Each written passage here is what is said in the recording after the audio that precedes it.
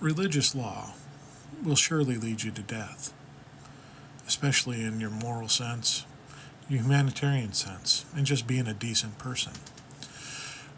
An example of this, Candy and I, when we were going to church, in one of the churches we went to, they had adult Sunday schools around the service times of that church. So your kids could stay in their kids' Sunday school, and the adults could go to a class, usually topical. Maybe it was about a book of the Bible, maybe it was about a topic, whatever. And an esteemed leader in the church would lead these classes and teach from it. And we were in one, and it was a highly regarded gentleman leading this class. A lot of respect in our community, especially in the community that we were involved in. And people actually constantly went to this guy for advice and insight on scriptural things. And I don't remember what the topic of this class in this session was, but we got into a discussion, how should we say, we were in an Anne Frank situation, and we were the homeowners, and Anne was up in our attic. And the authorities came and asked us if we were hiding Anne, would you lie and say you weren't, or would you obey the law of God and tell the truth? And this esteemed gentleman, a master of the Word of God by many, seen by the eyes of many people in the religious community in our town, said he would be honest and say yes, he was, and let God deal with the circumstances after that. Wash his soul clean, because we cannot tell a lie. And another gentleman in the class, and Candy and I were, especially Candy, were fighting back against it, saying, no, this can't be right. You're trying to save human life. You know what the destination is. You know, even if you don't know the exact details, things aren't very good for someone like Anne to be taken away by these authority figures. And he's like, no, you can't do it. The law says, the Ten Commandments say, thou shalt not bear false witness, which means thou shalt not lie.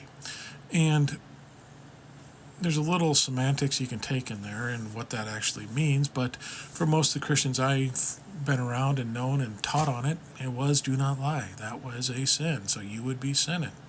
Even though there's many examples in the Bible of people lying to protect others, protect themselves, whatever it may be, and being rewarded for it in the end. And we were going back and forth, but he stood staunch. You cannot sin. That's falling short of the law. And this love of the law and this obedience and adherence to this black and white law, without looking at the gray matter of life, without looking at the lesser of two evils in a situation, would it be better to break the law of God to save the life of another individual? Hell yes, it would be, in my opinion. You have to look at that situation, but to too many Christians that we were around and that we knew, they held the law to a higher standard than life and safety of other people, because that was the moral code written on the Word. And this love of the law and this adherence to the letter of the law and the legalistic mindset of it has been the downfall of Christianity, because it's taken them away from humanitarianism, the core essence of what they should be about and what their teachings are about, and looking at what is the best benefit to humanity. Is it obeying this law that has been laid down in this book? Or is it saying, in this situation, it would be better to do this because it's going to protect this individual?